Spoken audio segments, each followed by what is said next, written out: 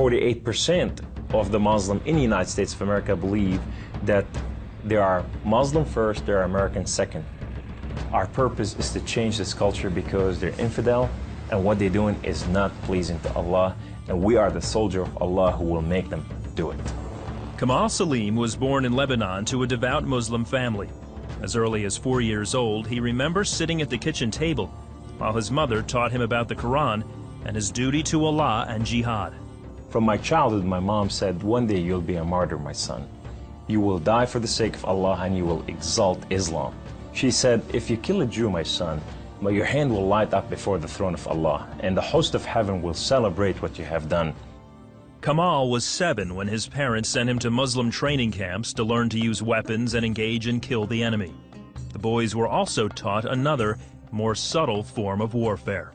We were training for what's called culture jihad, which is shifting cultures. Culture jihad is, it's unlike the sword, unlike the rifle, it is the jihad that will come into your world. By his 20s, Kamal was chosen to wage cultural jihad on America. In Islam, liberty, freedom, monarchy, all these are idols, and these must be brought down. So the liberty that you have in the United States of America, it's anti-Islam. You know, so America must be changed. So I moved to the Bible Belt specifically. The Bible Belt was the strongest of strongest. That's where the stout Christians are. And I want to take on the best of the best because I considered myself as a sword of Islam. I thought, I'm anointed, I'm unique, I'm selected, I'm coming to a country and a culture to change it, and I have the power of Allah with me. In the early 1980s, Kamal entrenched himself in a small Midwestern town. He began targeting men from poor neighborhoods to recruit them to the Muslim faith. But one afternoon, his life would be in the hands of those he hated the most. I was going from one place to another to do a recruitment, and that day I had a car wreck.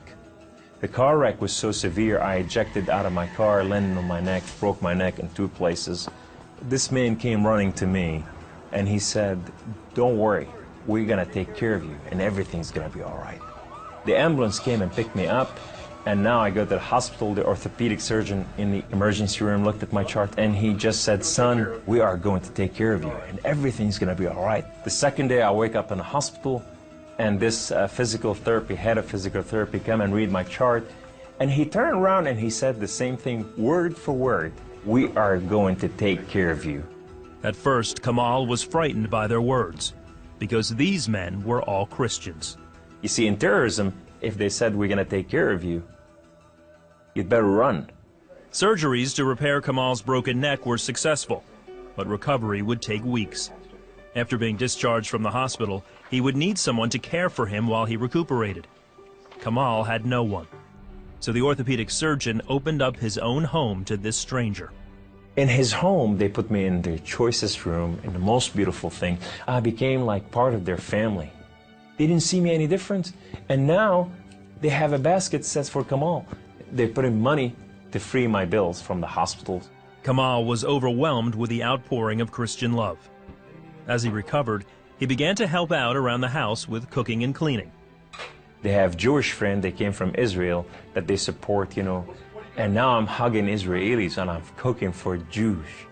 I'm going, what has happened to me? When Kamal was able to take care of himself and return to his apartment, the doctor had another surprise for him. He said, this is the keys to the house, and here's an extra key, this is your new car. We just want to bless you. You can come anytime you want. So I go to my home, and I go to my cold place that I haven't been there in months, and dust is this thick. And I just gotta settle this issue with my God to know that if it's real or not. So I walk inside, I shut the door, I go right in the eastern window, and I fall on my knees, and I put my hands to the heavens, and I cry up to my God. Allah, Allah, my Lord and my King, why have you done such a thing to me? I'm okay with the car wreck. I'm okay with all this, but why did you put me among Christians? I'm confused. These Christians and Jews, they're good people. There's nothing wrong with them. They don't want to kill us. They're not the same thing that I learned about them. Allah, these people have relationship with their God. These people, they cry out to the God and they answer them. I want to hear your voice. I want to hear you love me. If you're real, speak to me. I want to hear your voice. Guess what Allah said that day? Absolutely nothing. Kamal felt that because he questioned his faith, the honorable thing to do was to end his own life. So I went to reach out my guns and put it in the right place and clock out. I heard the voice. The voice knew me by name. He said, Kamal, Kamal, Kamal, why don't you call on God of Father Abraham and Isaac and Jacob? And now I fell on my knees and I put my hands to the heavens immediately as I heard the voice, and I cried out with every fiber within me, God of Father Abraham, if you are real, would you speak to me? God of Father Abraham, if you are real, I want to know you. Well, God of Father Abraham came to the room, and he filled the room with his glory, and his name was Yahweh. The Lord is one. In his hand, he has holes in his hand. He has holes in his feet. His name is Jesus. I said to him, who are you, my Lord? Who are you? He said, I am that I am. I said, I'm a simple man with a simple mind. What is that supposed to mean? He said, I am the Alpha, I am the Omega, I am the beginning, I am the end, I am everything that is in between. I have known you before I formed the foundation of the earth. I have loved you before I formed you in your mother womb. Rise up, come on. Kum, you are my warrior, you are not their warrior. And I said to him, I said, my Lord, I will live and die for you. He said, do not die for me. I died for you that you may live. That day, instead of taking his life, Kamal gave it to Jesus. He now has a new mission and travels the country challenging Muslims to question their allegiance to Allah.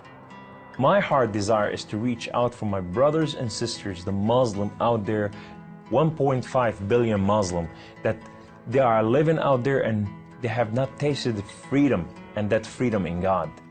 It's been over 20 years since Kamal left the Islamic faith, and even threats of violence and death cannot stop him from sharing his story. He is real. You know, and if you never experienced God before in your life, if you never tasted God, and if you think you got nothing to lose, when you're sitting in your home, whether you're a Muslim or a non-Muslim or a non-Christian or whatever you are, say, call on God of Father Abraham and Isaac and Jacob, and you say, if you are real, speak to me, I want to hear your voice.